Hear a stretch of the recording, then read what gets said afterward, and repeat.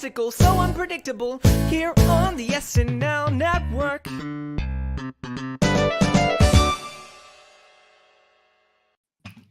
Yes, that is right. Hello, everybody, and welcome to the SNL Network's Hot Take Show for the second episode of Season 48 with host Brendan Gleeson and musical guest Willow. I am so excited to be here right after the episode, as we will be every single Saturday night for Season 48, to break down all the sketches with amazing panels and give only the hottest of takes here on the Saturday night. So excited for our chat to be with us to give their opinions as well, but it's time to introduce the panelists that we have here tonight. And boy, it will be a fun one. So we knew we had to get a 67-year-old on the panel for a 67-year-old host. So Bill Kenney is here with us. Bill, how are you?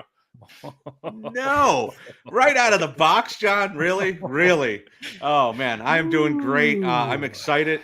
I've never been on with the great Andrew Dick on this proper podcast. I've been on with the SNL Hall of Fame. So excited to exchange some jabs with him. And I see he's wearing his Irish shirt. I wore my Bill Brasky shirt, so I figured that was parallel. Yes. Yeah, that makes sense. And joining us, it is the one, the only, the man who will join us about once a month on the Hot Take shows. It is Andrew Dick from That Week in SNL. Andrew, how are you?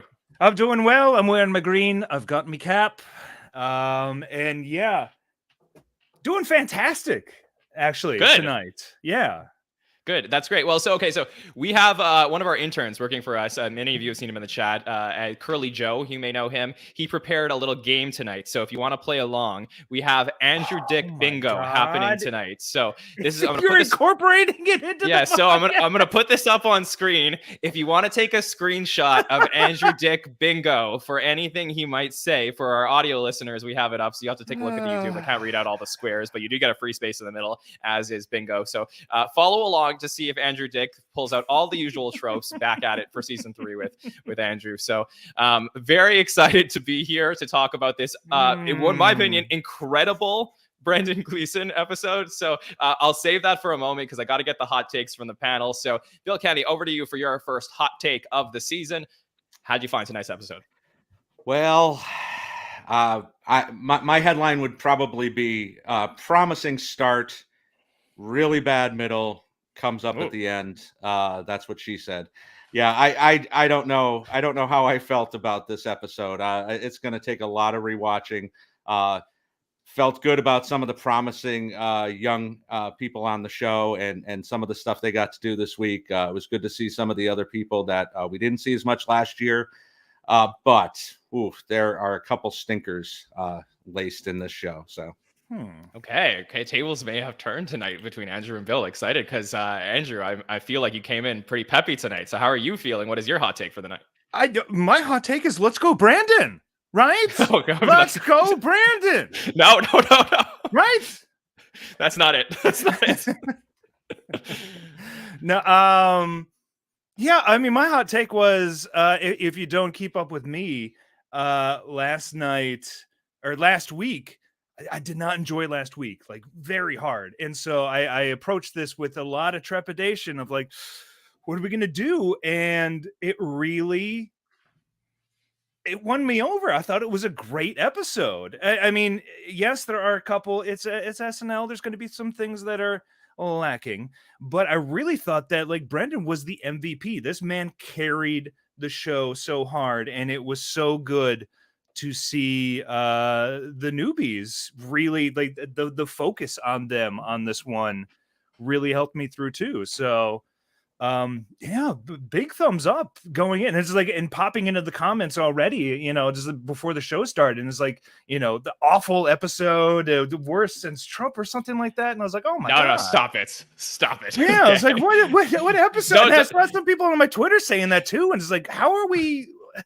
I mean, it really must be the episodes that do speak to me. Really must be the episodes that it just really don't work for a lot of people. Just simply do not work. So, well, that I see. Okay, that sometimes you have very differing opinions than a lot of people. But what I would say is tonight, I think you have a very good point. Here is my hot take or analysis or headline for the night. The truth is, when the name Brendan Gleeson came out, for the most part, most people were like, who the F is Brendan Gleeson? You know, like there was zero expectations for what this could be. I know myself because I talked to some people who worked at the show who had no idea who Brendan Gleeson was when he was booked for the show. Oh, and that's such a shame because, well, you know what? They damn well know his name now because I have to Yeah. tell you, he did a fantastic job tonight. I think Miles did a very good job last week, but wow. I mean, Brendan Gleeson to me, like, was on point for every single sketch that he was in. You know, maybe to Bill's point, the writing wasn't always there for all of them, but I was extremely impressed with Brendan. I really felt like he elevated a ton of the, you know, his energy tonight. He was just with it. It was something a little bit different, especially we'll talk about that monologue and the feel of it. I don't know. I really got great feelings from Brendan tonight. So to me, like, he's a legend. I don't know if we're ever going to see him back at the show, but I think I'm always going to remember this episode. Such a shame. I know, but let's get into this episode. Let's talk about the sketches from tonight, and we're going to go through everything sketch by sketch, and we will bring your comments up on screen as well throughout the night. So let's start with our cold open tonight, and talking about subverting your expectations. How about a cold open for how about a game show for the cold open? Usually it will come right after the monologue, but this time we get to start off with Will They Snap with Bowen as the host. We see different contestants, Heidi, Chloe, Keenan, and Devin, who are there. Punky's there to deliver drinks. Sarah is I believe, a flight attendant. So this was a really interesting cold open that sort of, you know, you think of rule of threes. We actually had rule of fours here when you see the different contestants and the levels that they'll get to before they snap. Bill, would love to get your thoughts on the cold open tonight. Well, you know, obviously the first thought is, okay, we're getting the game show out of the way right away. This is good. You know, and I always appreciate the different cold opens, you know, not a CNN, Fox News, MSNBC, or a political per se. But yeah, I think this was a lot of fun. I think all the contestants did a really good job. I mean, Heidi coming out and I mean, you obviously know where this is going right from the start, but they all bring their own level of escalation and are able to really make it work. You know, each one getting a little more angry, a little quicker. You know, Keenan knocking everything off the table as soon as Elon Musk's name is out of Bowen's mouth. And I think Bowen was a great game show host. I think we need more of Bowen when we're going to do these endless parade of game show hosts. So this worked for me on almost every level. I think it was really smart, really well written, and I'll take this over a political open anytime. Yeah, I mean, I won't take this over what we got last week, which to me was an amazing cold open. Absolutely. But like this was good. There were parts of it I really liked, and I'll talk about that in a moment. But Andrew, let's start with your thoughts on the cold open. Yeah, I mean, it was nice to, again, 2 weeks in a row, not really seeing the usual, but then it's also an SNL game show sketch. So it's also kind of the usual. And also it's another one where, like, boy, aren't you at the end of your rope game show sketch, which we've done a lot of. But mostly it was inoffensive. I did enjoy the jag with Keenan worked, and it was nice to see Devin in there, and you know, mostly all of his stuff worked as well. So I felt like the performances, I was enjoying the performances, but not so much the punchlines. Like, I felt like it was just another grab bag of stories throughout the week thrown into a game show framing.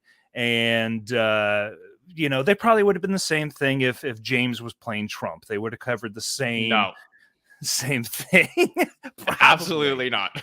No. That's you not the same thing. You can't see James as Trump talking about the Try Guys or something. Like, it would have happened. Well, wait. Yes, for sure. But let me just say, your approach to coming onto the Hot Take Show to talk about the cold open would be way different if this was a Trump sketch, because you'd be like, we've seen this so many times already. I'm so tired of this. Many times. No, I disagree. I see in the chat, like, a few people talk about, I saw our friend Casey mentioned, like, a few times at 46, we had some cold opens to open the season. Yeah. Yes, it does happen, but it doesn't happen nearly as much as the pattern that we were getting last year in season 47, where it was just back and forth. I have to say, I agree with some people in the chat.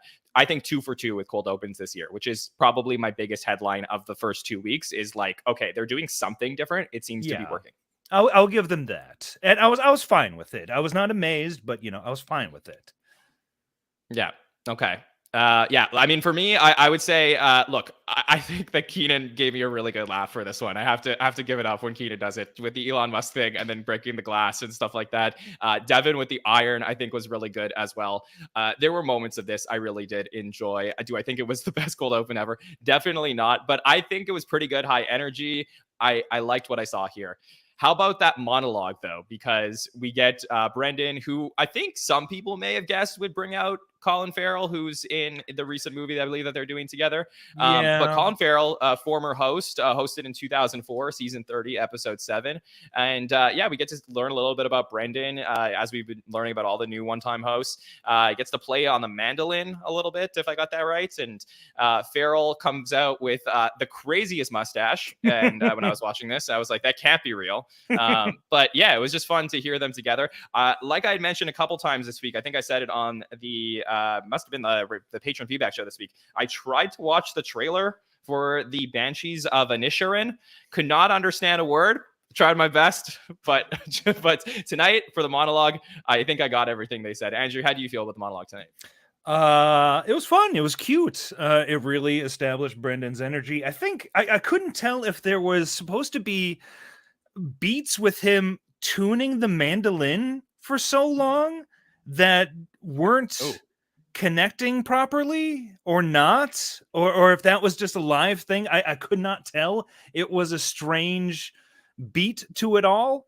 But I do think that when Colin came out, it did escalate it a bit. And overall, I mean, I don't really remember many jokes, but much like the monologues for this season and previous, I think it just does its job of establishing energy of our host. Couple fun facts. I did enjoy the small applause break that In Bruges got, because that's an amazing film. Go see that. Go see any of Martin McDonagh's films. I'm just so hyped for the Mountains of Ed Sheeran or whatever. It looks great. So yeah, I was on board. Okay, Bill, were you on board with this monologue? Absolutely. I felt the same way Andrew did, as far as it seemed there was a couple beats there where I don't know if something wasn't working. I see Ellis says in the chat that same thing happened in rehearsal, but okay. It So felt like he was a little bit nervous. He felt like it was a little bit off, but it was endearing enough. And you know, I'm so glad we're back to these cute cameos, these, you know, kind of pop-ins. We got the John Hamm last week, Colin Farrell, who we haven't seen in 18 years. I like that. You know, you don't want too much of it, and he did end up in another sketch a little bit later on, but it was just the perfect amount of banter, a little bit of music, and yeah, I like these monologues that we've gotten the last year plus now. Yeah, for sure. And I assume a very different monologue we're going to get from Megan Thee Stallion next week. But for now, this was a pretty good one. Okay, our first sketch after the monologue was, let's head over to CNN, where Ego Wodem is our host. And we have Brendan Gleeson, who is a field reporter who's supposed to be talking about Biden. But instead, we get to talk to the Try Guys. And last week, when we did that game show sketch about Send Something Normal, I was like, I'm surprised there was no Try Guys talk in there. Obviously, it came together for this one where we had Mikey, Bowen, and Andrew as the Try Guys. No one playing Ned for this one, but this felt like something that SNL was going to address. It seems like the typical type of pop culture story that they would find a way to pinpoint on at some point. And I'll start off here. I'm going to say Brendan Gleeson completely made this for me. The fact that he was so on board with the keep going back to talk about the Try Guys. To me, this is one of those sketches that the writing was good. Brendan Gleeson was fantastic in this one. Bill, how are you feeling about the CNN sketch? 100% on Brendan. Why are we doing this? Like, nobody's going to know who these guys are. This is the Balloon Boy sketch of 2022. Like, really, like, who cares about these guys? I understand it's all over social media. And, well, I think that's also the point of it. I know, and the meta-ness of, you know, why do we care about these guys? I like that part of it, but Jesus, like, what are we doing here? You know, and leading off the night with this, it just did not work for me at all.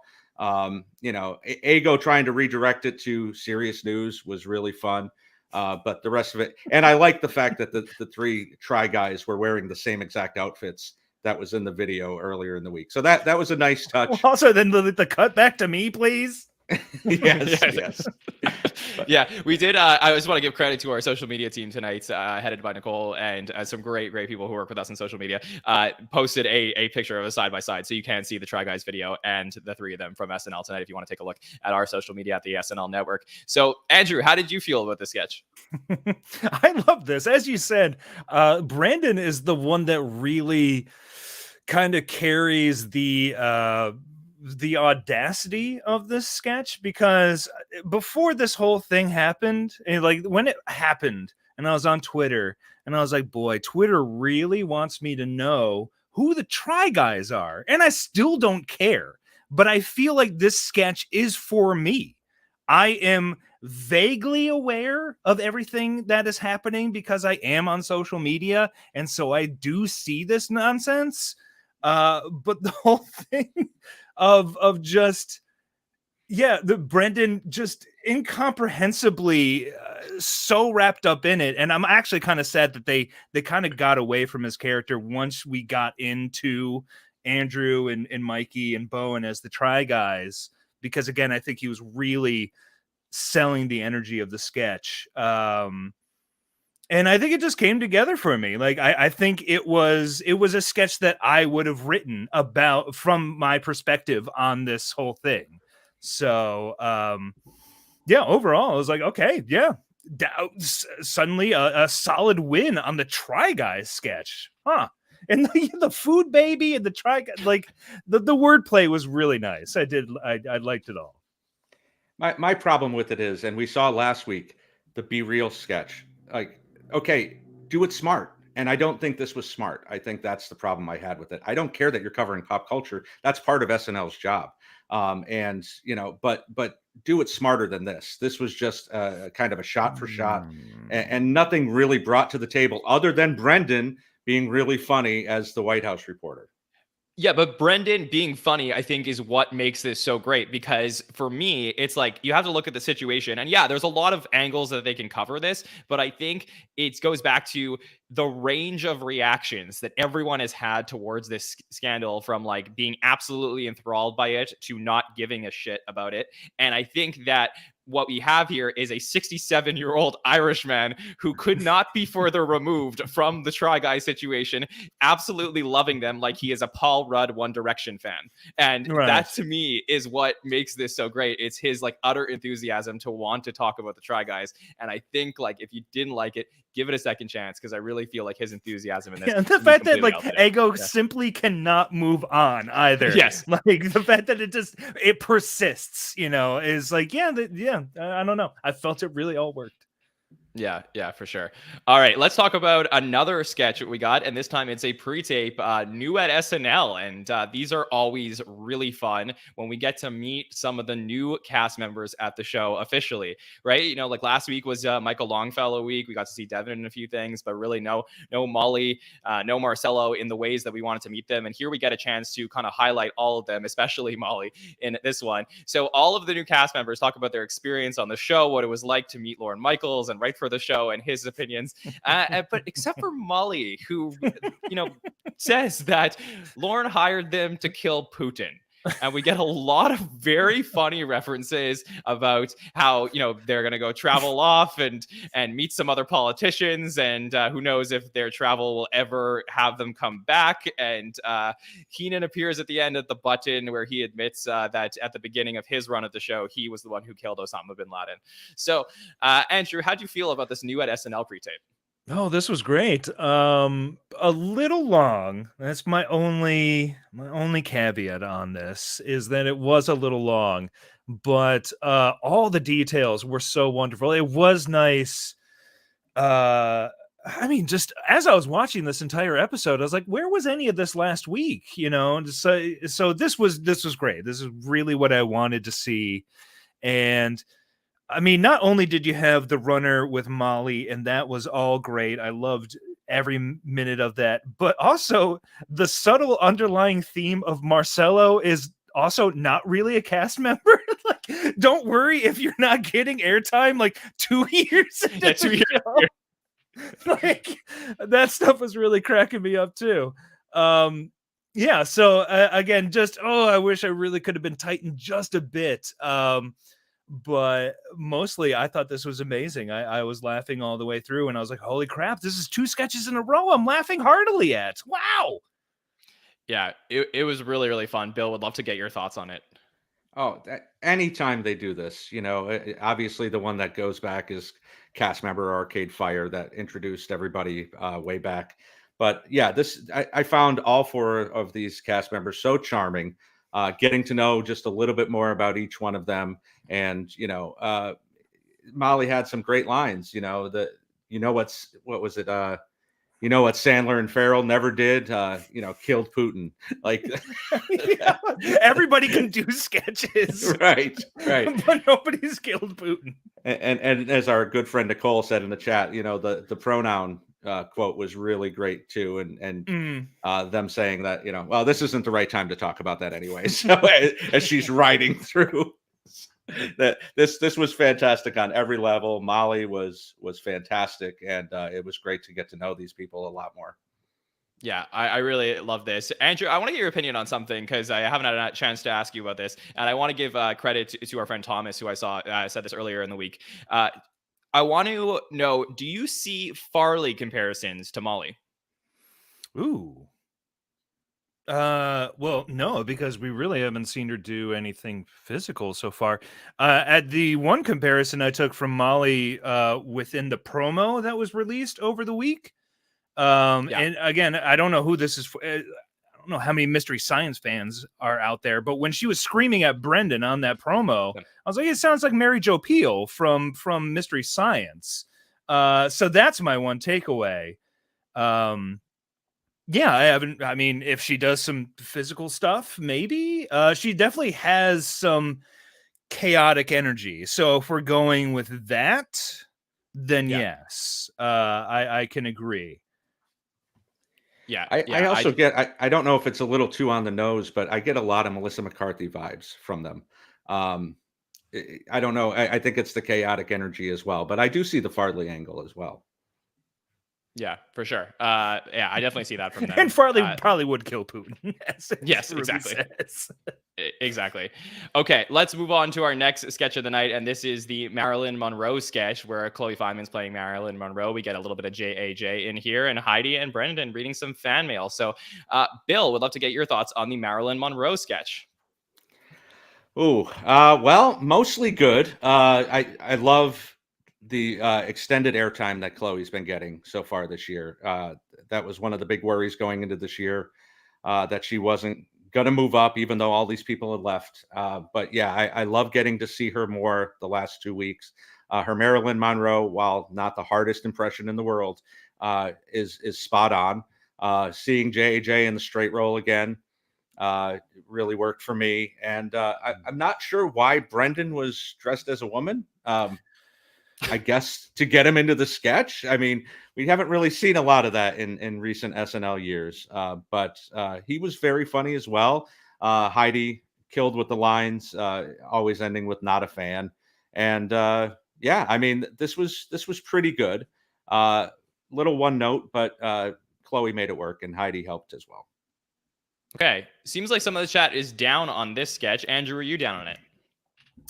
Yeah, this is probably my least favorite of the night. And when I was watching the episode with folks in my Discord, somebody had pointed out that this is basically, if you've not seen Blonde, this is more or less a recreation of a particular scene in the movie, even down to, I guess, this is all hearsay, that Brendan kind of resembled one of the ladies that come in to read these letters.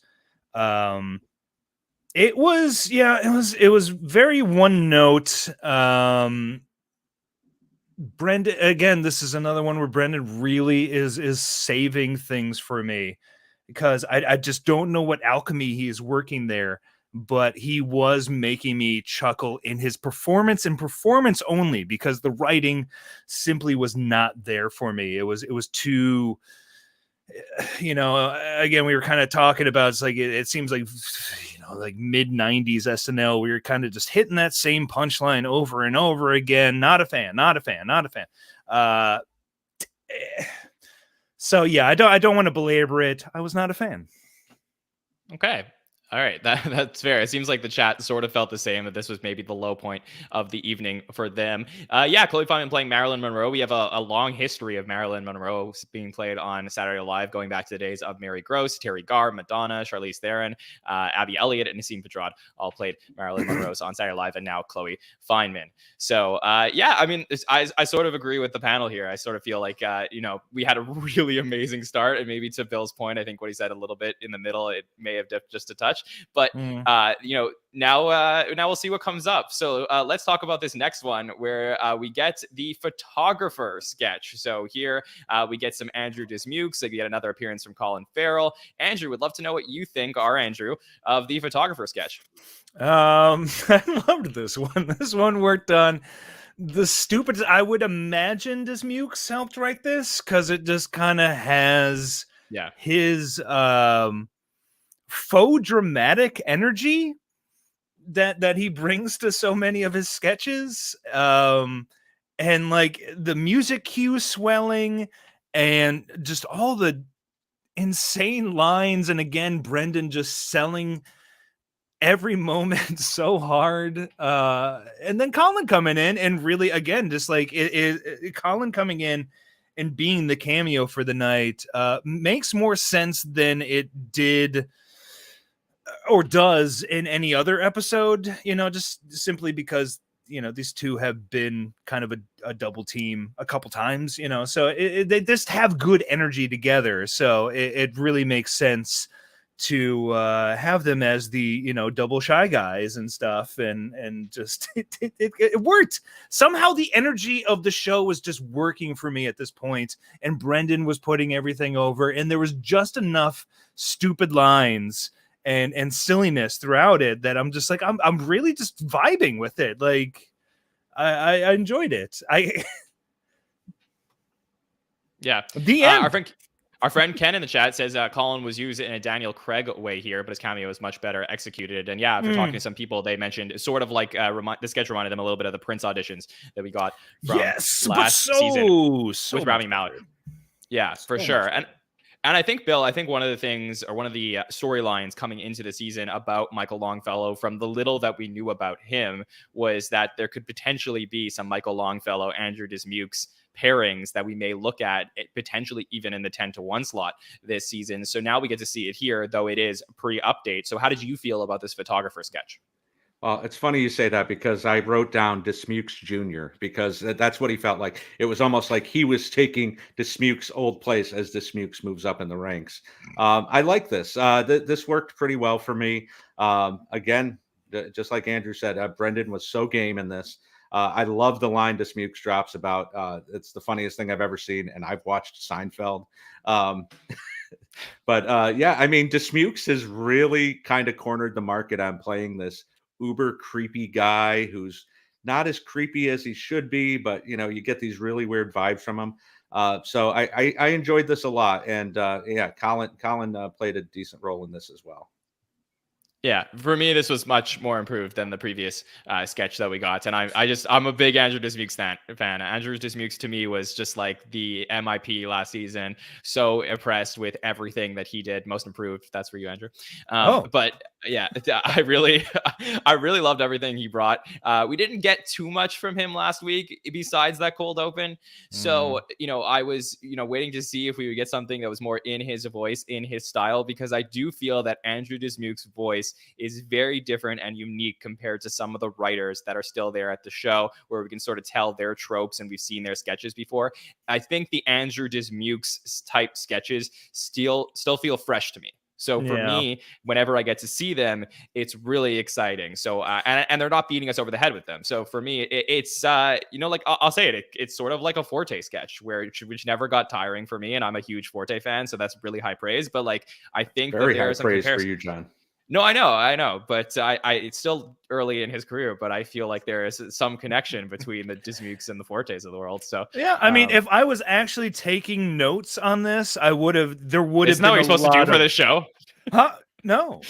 Okay. No. This is just hot takes. This is just off the dome, baby. Y'all take Yeah. notes? Bill, Yeah. what are you doing? No, Hey, but 5 pages of notes, sir. 5 pages of notes, cripes. He's a No, I professional. just chat with people while I watch the show, and then I come on here and chat with y'all. What was I about to say? Oh, it just would have been like there was just so many one-liners that I can't come up with right now that did get hearty laughs from me. So yeah, I'm right there with you. A Forte like specialty of really wringing some juice out of like 6 words, you know. Yeah, you like it a juice. Mm. Okay, let's move on to Please Don't Destroy. They're back. So we were wondering where we get this again. We did not get this at all in May during the previous season. I believe we didn't get this during the premiere. So it's been a long time since we've seen a Please Don't Destroy pre-tape. They did do one for, I believe it was like the NBC like promos for like the fall lineup and stuff like that, which was not anywhere near related to. I'm missing the terminology.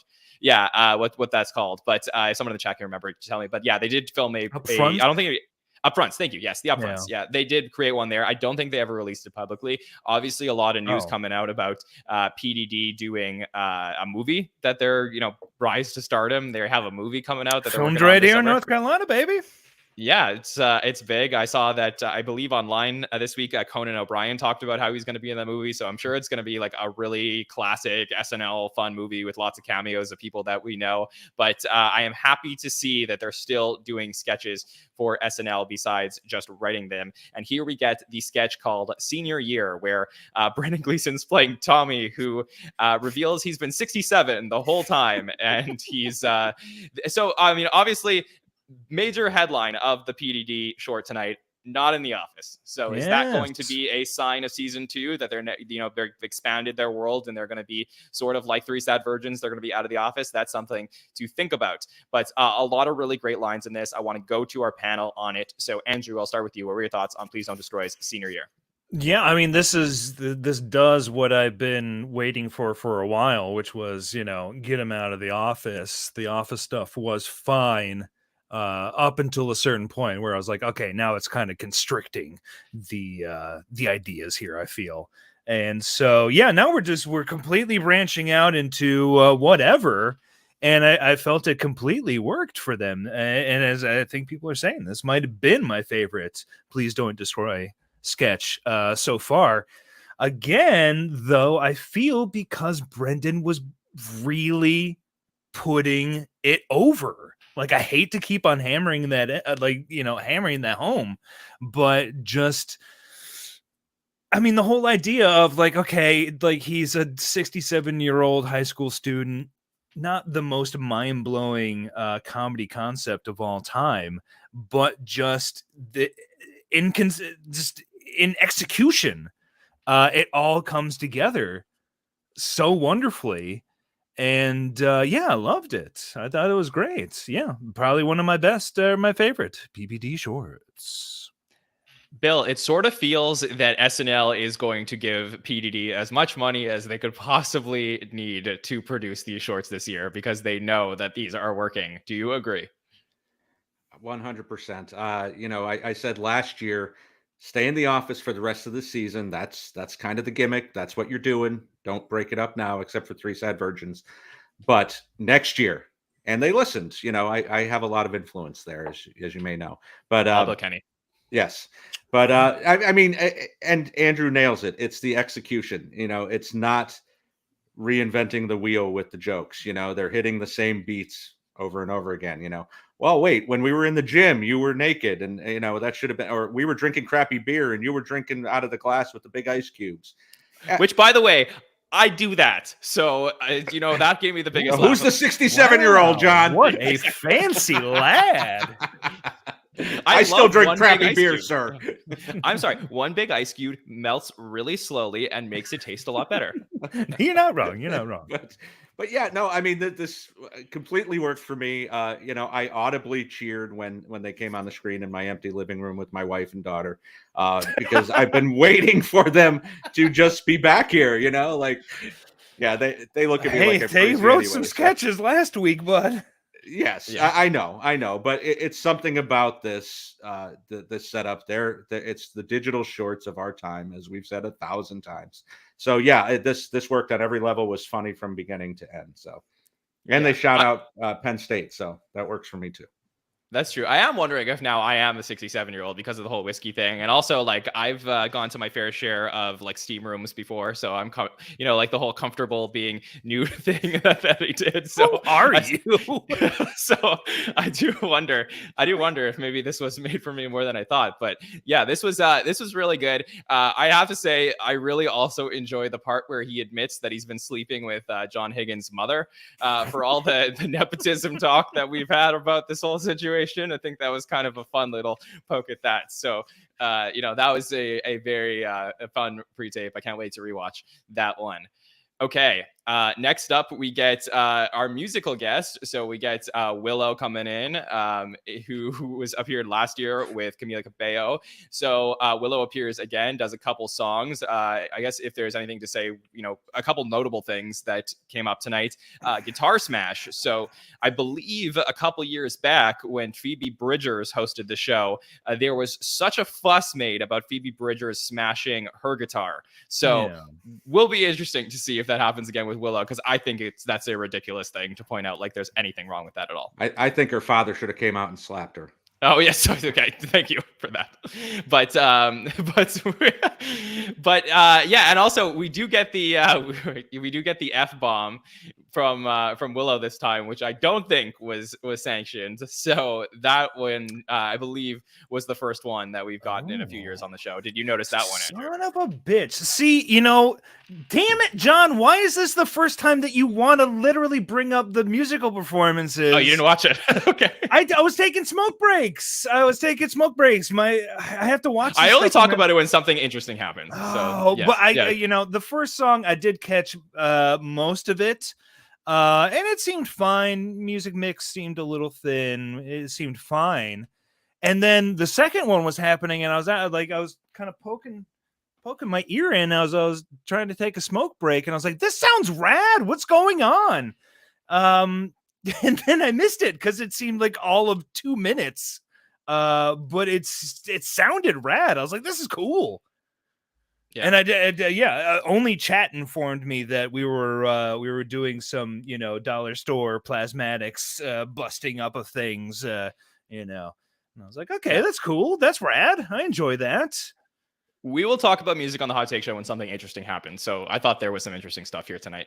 Okay, let's talk about weekend update. So second weekend update of the season. Colin and Michael are back to talk about a lot of things, including Herschel Walker and Dr. Oz. But let's talk about the different correspondents we got here tonight. There was one that was cut, which we will get to momentarily. But first, we're going to talk about Ego Wodem, who played Black Little Mermaid, or Little Mermaid, as she prefers to be called, or Ariel. As she prefers to be called. Yes.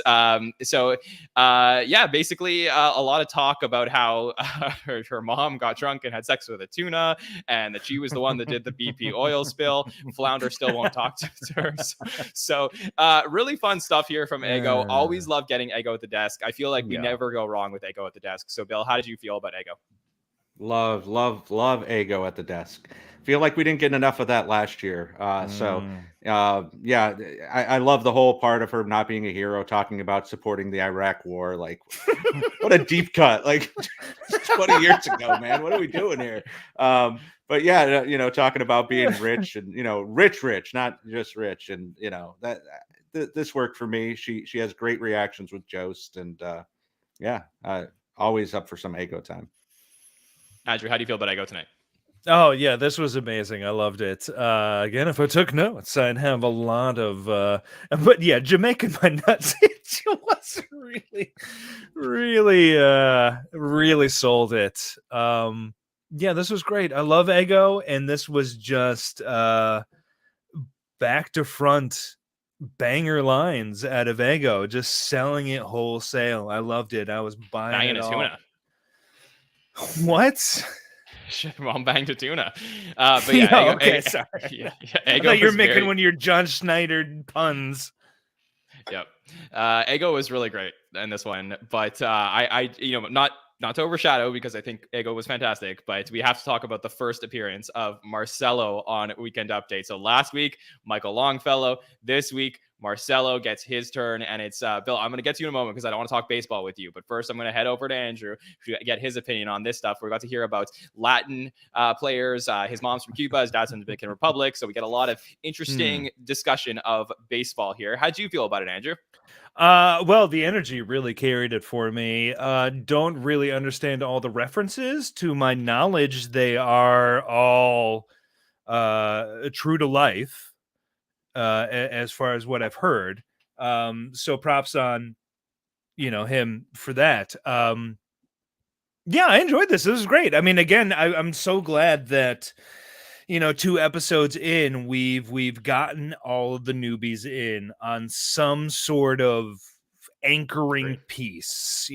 Devin still has, we still yet to fully see, what he can deliver. He's just gotten some other pieces, but we've seen everybody to this point, and I'm feeling good about the newbies for sure so far. And yeah, this was not every single joke I think was for me, but the energy was there, and I was still laughing for sure. So thumbs up on it. I feel like this was sort of for Bill, who is the biggest baseball guy that I know. So I'd love to get your thoughts. Take it, Bill. Take it, Bill. Go ahead. After watching almost 12 hours of baseball today, leading up to SNL, isn't October grand? I mean, God damn it, this is great. But yeah, you're like Dane Cook in those. It's October.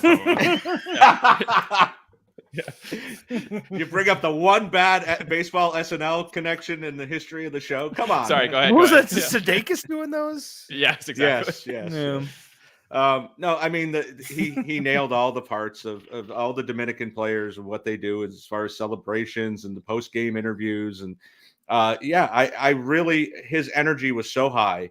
And like Andrew said, you didn't have to really be into what he was talking about to really appreciate how funny it was. Yeah. And you can't really put this guy in a box. I don't really have anybody else to really compare him to on the show, which is nice. We don't necessarily need the next Pete and the next Kate and the next. This is nice. He's his own entity, and to have that kind of comfortableness on the show. You guys were talking about it on the roundtable on Monday, where the banter back and forth between Jost. I feel like he was a little bit better with it than Michael was, even though Michael did a great job last week as well. He seemed to get it a little bit more. Interjection of do you feel it, Colin? Really yes, exactly. Yes. So yeah, this was 100% great for me. This was great for me too, and I am also a big baseball guy. There used to be a team in my city, the Montreal Expos, and when I was younger, I used to do something very similar to Marcelo. And I was watching this, I couldn't believe it because I used to imitate batting stances. Like I love doing that because there'd be so many people, and like that's like one of the weird things that like I think only applies to baseball. I can't think of like another sport, maybe like a free throw shot that people like do something different. But like batting stances in baseball are so unique to the player. Like they're just even I guess like the way people pitch. There's something about baseball that's just like really, even like culturally, like I think like Japanese baseball teams have like a lot of different stances too. Right, exactly. So for me, just to see Marcelo, who I think the best part of this whole thing was him getting up from the seat and then standing up, behind the desk and then imitating the stand. Like to me, he was like so confident, so great. And, again, I think, this is the type of show, the SNL network, the Saturday Night Network, where we're going to, make comparisons to former cast members. I think in the case of Marcelo, he is extremely unique. One of the most like unique new players I think we've had on the show in a very long time. And that is what's really fun because I have zero expectations for what he's going to. Well, somebody did point out go for it. A little bit Jim Brewerish in the physicality. Okay. But I mean, that's just then you can say not in a January 6th way, right? No, definitely not. No. We don't. Listen, there was a time we enjoyed Jim Brewer. Listen, there are plenty of SNL cast members we have to put in a box for their SNL time. So I'm with you. Yeah, But Curse of the yeah, Billy and so Goat Boy. I couldn't disagree with that. Of like, yeah, there is a little bit of a Jim Brewer vibe here. So you know, I'm not Okay. against it. I enjoyed But it. yeah. And also I do just want to say we did kind of skip over it. I did just feel like like last week weekend update didn't really, it kind of tanked the energy for me in the middle of the episode. This one I felt even from Colin and Michael, they were doing more. They were doing more than last week and kept the energy rolling. So as we get in the back half, I'm still feeling pretty high on everything. Yeah, And I will say, definitely like, had a bad energy last week. I completely agree with that. They seem to be more in mid-season form this week. Yeah. and I will say, like, Coldest Take in the World for the Cold Take show is like the premiere is obviously not ever like as good as the second episode. Like things take a while to get rolling. Usually. But So, I mean, that's like yeah. watching this one was like, what a quality whiplash, though. Like from an episode that I really like, I honestly kind of hated to one that I honestly kind of loved is like, it's very weird for me. Very rarely does the show like have this much of a whiplash. It's usually somewhere, it's like operating somewhere in the middle, for me.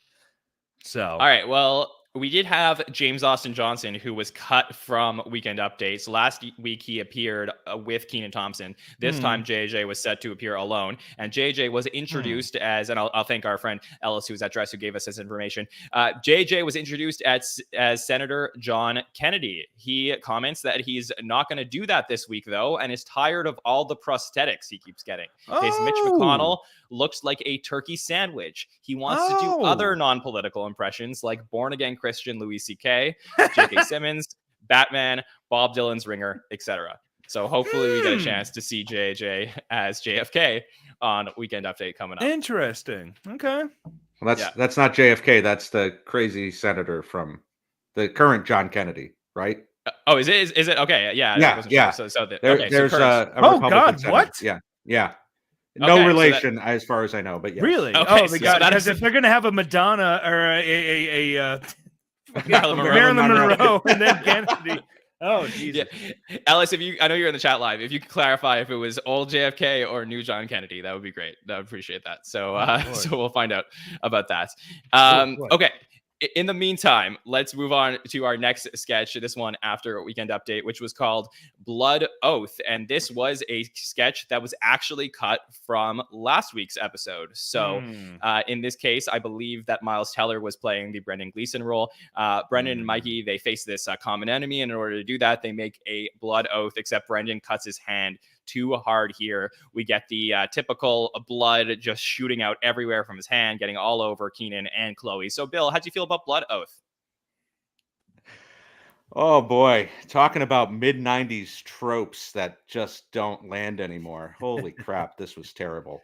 I don't get what the hell were we doing here. I mean, is this still funny?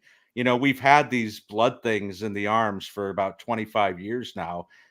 Couldn't they throw in a vomit bag as well and really make it work? This didn't work for me in any way. Brendan couldn't even save this. The only funny part was Chloe breaking off to the side. So no, nothing worked for me in this one at all. Andrew? This one, I can almost I feel Bill on this because yes, in conception on the page, this is pure last week premiere material for me. Again, I feel that Brendan saves this one. I don't know how, I don't know why, but just he adds some amount of joy to this that I was vibing with. Like, and even as it started, I was like, okay. All right, so we got another gore sketch, as he's like, oh, boy, really cut my, And so it's like, okay, we've gone, boy, all the way back to the 70s with the Julia Child sketch. We've done this before many, many times. And this one just gets over on energy and its placement in the show somehow just, within the mixtape that is the SNL night, it just landed at the right place with the right grooves and the right amount of silliness, and everybody genuinely enjoying themselves. And Brendan just spraying the map. Like eventually he just gives up the ghost, and he's just really just like he's Spider-Man, just like Keenan's like right in Keenan's face, like So again, I'm having fun. I'm just like I'm having the fun that Brendan is having. So it's not a classic. It's not even that great on page, but I had fun with it. Yeah. I mean, like this sketch, you're either going to like it if you like, somebody spraying blood everywhere, or you're not if that's just not your thing and you've seen it one too many times. Like, I just feel like that's really all there is to it. Right, Bill? Absolutely. But I was promised an angry Andrew Dick. What the hell is happening here? What is going on? Why am I playing your role? I don't know. Is that on the bingo board? Bill and Andrew switching roles. I don't know. You need to start screaming more, Bill. Yeah. Start screaming. I did like this. I do feel like I didn't get a chance to obviously see the Blood Oath sketch with Miles Teller from last week, but I have to imagine that having an older actor here feels like the right choice for someone. Yes, that's the thing is I can't see Miles putting this over as well. He's just bringing a different vibe. Should have saved it for Megan. He probably would have played the reality of it more, which I feel that the sketch didn't need. In a way.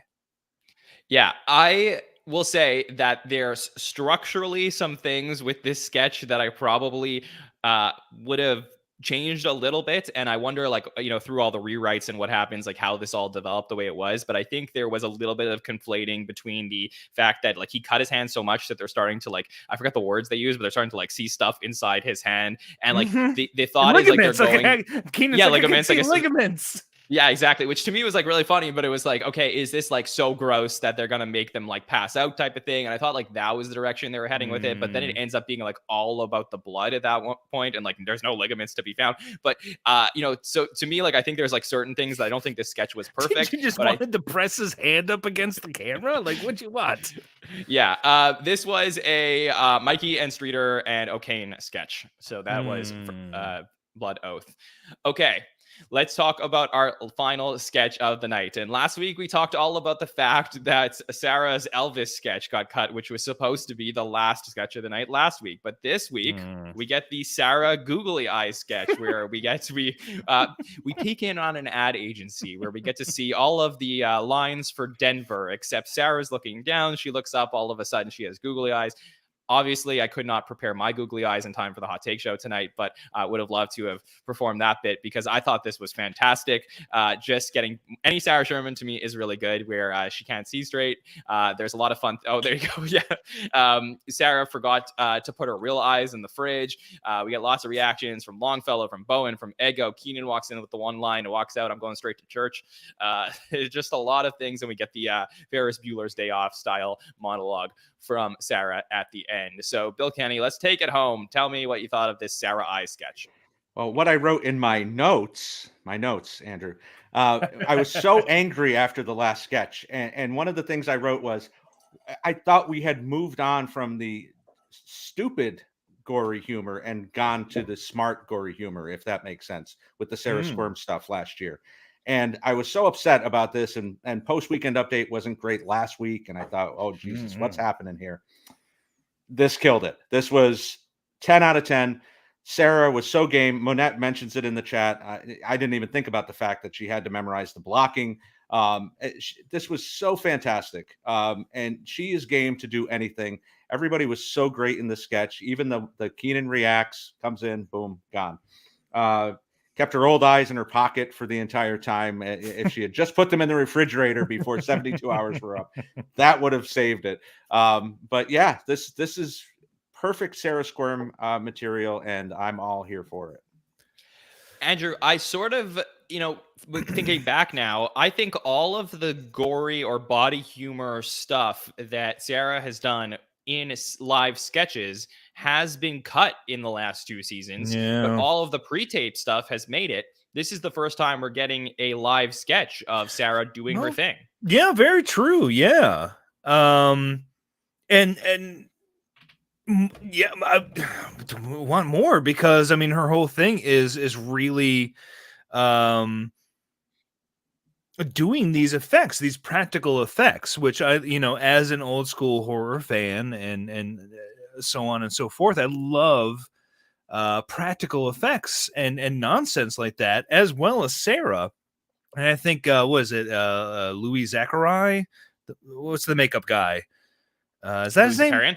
Yes, Zakarian. there you go. I know that he's like so pumped to like be working with Sarah this season to like really, hopefully, put these things over live more than pre-tape. And this one plays it kind of simple in a way, but also doesn't, because as many people in chat have pointed out, hard to tell if she can see anything from what can she see out. I don't know. I couldn't see mesh or anything, so probably had to have it memorized and all the blocking memorized in the room, and just that's impressive on its own. And then the rest of the sketch, just on paper, in performance, in execution, was a lot of fun. Like I was laughing the entire ride. I mean, when she finally revealed it, I was like, "Holy crap!" And so it was a great shock laugh, and then it just continued on. A lot of great lines. Her tearing down the curtain is like, I'm gonna grab my jacket. And just a lot of good jokes in this one. And so I thought it was like, for me, again, people in the chat was like, this iffy episode. I thought this was the perfect capper to the energy this episode has had. Just like, is a very performance carried episode, and that's why I feel like this at the very end really sends it home. I agree. Okay, let's talk about what was cut at dress rehearsal. So every week we're going to try and give you this information to the best as we can. Obviously, we do find out more as we go. But, we had 3 live sketches, which were cut, 1 pre-tape that was cut tonight. First up, we have a sketch called McMeanies. And this was a sketch where Mikey Day and Brendan were working at the restaurant McMeanies, where they were insulting Chloe Fineman, JAJ, and Marcelo. We also get Devin and Molly in this sketch as well. We have a sketch called Airplane, where somebody drops inappropriate photos. I guess like, people have their phones on Bluetooth, and we get the airdrop where people are dropping photos. And this time, somebody dropped inappropriate photos asking for medicinal advice for a red rash. And Ego and Andrew receive the photos. Keenan's also a passenger. Mikey is a pilot in this, and we end up finding out that Brendan and Molly are the culprits. We also get a sketch called Poker Game, where Brendan, Mikey, Andrew, JAJ, Molly, and Devin are all playing poker, and Brendan wants to be the cool person among the guys. He reveals things like he likes Toad and Princess Peach, and he wants a jetpack for Christmas, and it's very Brendan apparently in this poker game. There was also more Mario references, huh? Yeah, and then there was also that's a Streeter and Mikey on that one.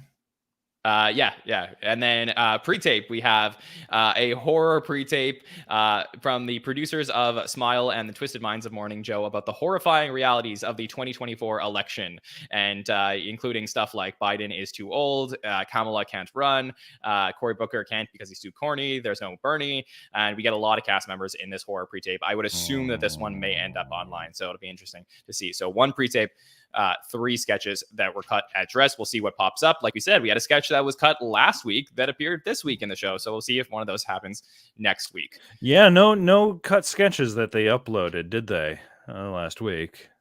Yeah. So let's give our ratings out of 10 for the night and wrap this whole thing up. So I really feel like it was Bill Dick and Andrew Kenney tonight. You guys swapped spots because I couldn't believe what I was hearing from the two of you. But let me start with our man Bill Kenney. After talking it over with us, Bill, are you higher on the episode? What are you going to rate it out of 10? Chat would love to get your ratings out of 10 as well. We'll put them up on screen. Thomas in the chat, our friend, mentions that I only hated 1 sketch. I actually hated 2. This, the White House and the blood one. But I'm gonna give it a 7 out of 10. You guys kind of talked me into some more of it. The optimistic Andrew Dick kind of moved me in the right direction. So I know, it's wild, right? Yeah. 7 out of 10. Andrew, how you feeling? Boy. See, like, my podcast, we'll do it at a 5. We'll get the plugs. I know, no, hold on. But it's like I was like, I'm feeling like a 4 or 4.5. I couldn't figure it out. So I'm gonna go with an 8 out of 10. Possibly leaning to an 8.5 on a rewatch. I don't know. Or maybe, the live energy will push it back. Maybe it's a 7.5. I don't know. But it's surprised, like, yeah, 8 out of 10 seems pretty fair for tonight. I was really, again, a lot of the stuff on page wasn't classic or great or any of that, but just the performances, the energy, and the vibe and atmosphere of the night really pulled me through the entire thing. And I enjoyed it quite a bit. I think 8 out of 10 is probably has to be the highest I've ever been on SNL Network, or the Saturday Night Network, whatever you're calling it now. I guess we're going to change the name every season. I guess that's our thing. So for me, it's gonna be somewhere. I'm sort of thinking 8.5 almost, because for me, I was just extremely high on tonight's episode. I think that there was not every single thing worked. It's definitely not 10 out of 10 episode. To me, this is like definitely in the top 20 to 25% of episodes in the history of the show, in my opinion. When you're going to go back and you're going to look at this one on a rewatch, I think, that's how I look at my out of 10s, because I think to me, this is a big, really just a strong episode all across the board.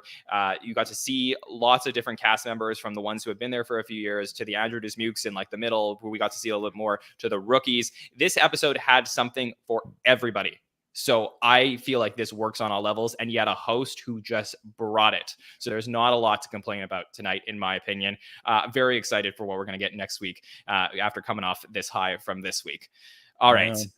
Before we get there, very excited for all of the coverage that's going to be happening here on the Saturday Night Network. We've got 10 episodes covering this. We've got so much more. I'm so thrilled every single Saturday night to get to hang out with all of my friends in the chat and here on the show, just to talk through this episode. It's really comforting. But if you're enjoying this, I really think you're going to enjoy some of our episodes that happen during the week. Monday Night Roundtables, I've been told by some people, is their favorite episode of the week, because we get to dive into the sketches even more. No time limits. We just talk about the ones that we want to talk about. So we have an excellent panel. I gotta be on one of those. I have Mondays off now, John. Yes. Well, we're gonna have you on a roundtable coming up sometime soon, so that'll be fun. So you planning? No, I will do it. I promise. Sometime this season, you'll be on a roundtable. So join us on Monday night for that. We're gonna talk through the sketches that we want to talk about. Wednesday night, in case you missed it last week, I was on the premiere of our new weekly By the Numbers show. So if you love the stats of Saturday Night Live, Mike and Nicole do an amazing job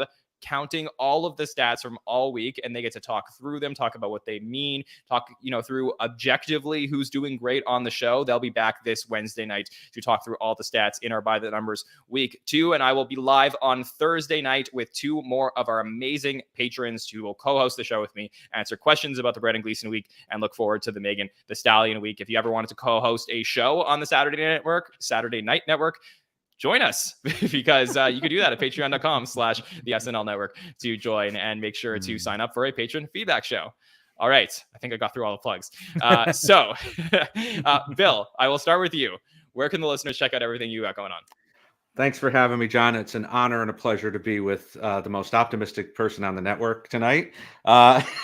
You can find me at BKLove73 on both Instagram and Twitter. Great to get to speak to you, Bill. And Andrew, what's happening over at That Week in SNL? Oh boy, we've also just started our latest season, our 6th season of That Week in SNL, with the Sigourney Weaver. The season 12 premiere was like Sigourney Weaver, but like no official musical guest, but actually it's Buster Poindexter, because he has 3 songs. So it's really Buster Poindexter, and we did that with our friend and comedian Tim Barnes, and we've got more stuff coming up. Actually, when this live episode ends, I'm going to pitch John on the episode I want him to come on for this season. So we'll see if he is into that idea. But yeah, we're also back into the swing of things over at That Week in SNL, talking vintage SNL. And in case you missed it, over the summer, I did appear on That Week at SNL talking about the Chris Christopherson episode Yes. from the first season of SNL. Mhm. That was the episode where I personally had many a whiskey with a large glass of ice. Oh, So yes. you could definitely... If you want to hear John as drunk as I am during the network episodes, tune into him talking about the Chris Christopherson episode because oh boy. Yeah, You really that get was... some raw Jon Schneider there. Yes, for sure. That's Okay. certainly a one ice cube in the glass type of night. 100%. Well, you can find everything we're doing, all the amazing things our team is posting on social media at the SNL Network. So make sure to check us out there. Please subscribe to the podcast on YouTube, Apple Podcasts, and Spotify. Those subscriptions really help people find a show. And if you feel like, or find our show, and if you feel like leaving a review for us, we always appreciate that, as well as we continue to do all of this fun, hanging out with you all week long, talking about Saturday Night Live. So I want to thank Bill Kenney and Andrew Dick for joining us tonight, and everyone in the chat for staying up late with us on this Saturday night. We will see you next time, everybody. Have a